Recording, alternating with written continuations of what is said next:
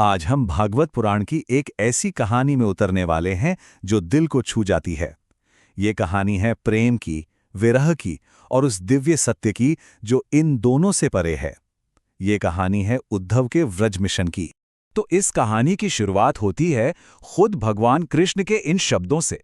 मतलब वो जानते हैं कि व्रज के लोग और खासकर गोपियां उनके बिना किस हाल में हैं।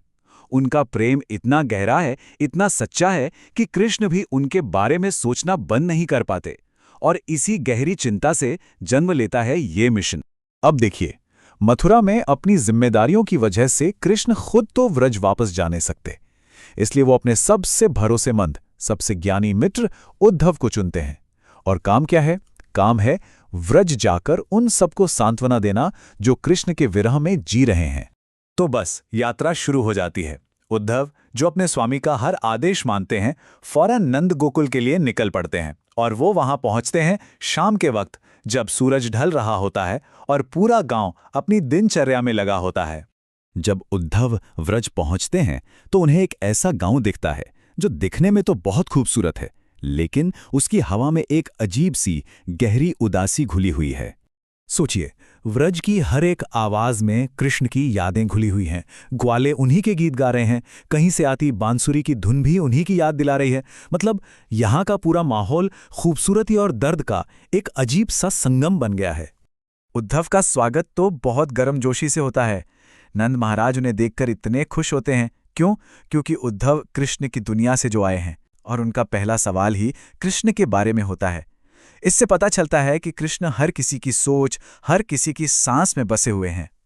और बस यहीं से कहानी अपने सबसे भावुक मोड़ पर पहुंचती है। उद्धव के आने से नंद महाराज की सारी यादें, उनका सारा दर्द जैसे फिर से ताजा हो जाता है। नंद महाराज का ये एक सवाल, इसमें एक पिता का सारा दर्द, सारा डर छिपा है। उन्हें इस बात का डर है कि कहीं उनका बेटा उन्हें, अपने लोगों को, अपनी जड़ों को भूल तो नहीं गया। ये भुला दिए जाने का दर्द है जो किसी भी दूरी से कहीं ज्यादा तकलीफ देता है। नंद महाराज को सिर्फ अपना बेटा याद नहीं आता, उन्हें तो वो दिव्य रक्षक याद आता है जिसने न जाने कितनी बार पूरे गांव को बचाया था। वो सारी चमत्कारी घटनाएं उनकी आंखों के सामने घूम जाती हैं। कृष्ण उनके लिए प्यारे बेटे तो थे ही, पर एक दिव्य उद्धारकर्ता भी थे। और ये सब बातें सुनते हुए माता यशोदा खामोश हैं। लेकिन कृष्ण का नाम सुनते ही उनका मातृ प्रेम इतना उमड़ पड़ता है कि वो शारीरिक रूप ले लेता है। उनकी आंखों से आंसू और स्तनों से दूध की धारा बहने लगती है। एक माँ के प्रेम की इससे गहरी और पवित्र अभिव्यक्ति और क्या हो सकती है? और आखिर में नंद महाराज के दिल की सबसे गहरी उम्मीद, एक छोटी सी आस, लेकिन ये कहते कहते उनका गला भर आता है।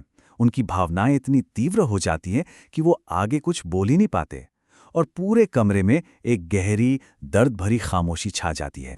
नंद और यशोदा के इस असाधारण प्रेम को देखकर उद्धव भी हिल जाते हैं, लेकिन वो जानते हैं कि उन्हें एक अलग नजरिया पेश करना है जो इस व्यक्तिगत प्रेम से कहीं आगे का है।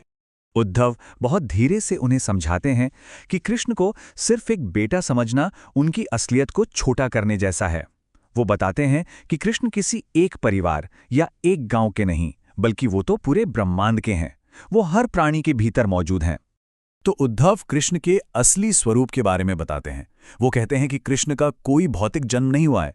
वो तो परम शक्ति हैं जो अपनी इच्छा से अपने भक्तों के उद्धार और अपनी लीलाओं के लिए इस धरती पर मानव रूप में आते हैं। और इस बड़ी गहरी बात को समझाने के लिए उद्धव एक कमाल का उदाहरण देते हैं। वो कहते हैं कि जैसे आग हमेशा लकड़ी के अंदर मौजूद रहती है, भले ही वो हमें दिखाई ना दे, ठीक उसी तरह कृष्ण हर जीव के हृदय में मौजूद हैं, बस उन्हें महसूस करने की जरूरत है। खैर, कृष्ण की बातें करते करते पूरी रात गुजर जाती है। सुबह होती है और दिन के साथ साथ गांव में एक नई हलचल भी शुरू हो जाती है। गोपियों का तो हर काम ही कृष्ण के लिए है। सोचिए, सुबह उठकर वो पूजा करती हैं, मक्खन बनाती हैं, और हर पल उनके लबों पर कृष्ण का ही नाम होता है। उनके गीत और मथने की आवाज मिलकर जैसे पूरे माहौल को ही पवित्र कर देती हैं। और तभी सुबह की इस शांति के बीच कुछ ऐसा होता है जो सबका ध्यान खींच लेता है। नंद के घर के बाहर एक सुनहरा रथ खड़ा है। ऐसा रथ जो व्रज का तो बिल्कुल नहीं लगता। ये बाहरी दुनिया का प्रतीक है, और इसने तुरंत सबकी उत्सुकता बढ़ा दी है। गोपियों के मन में फौरन एक सवाल उठता है।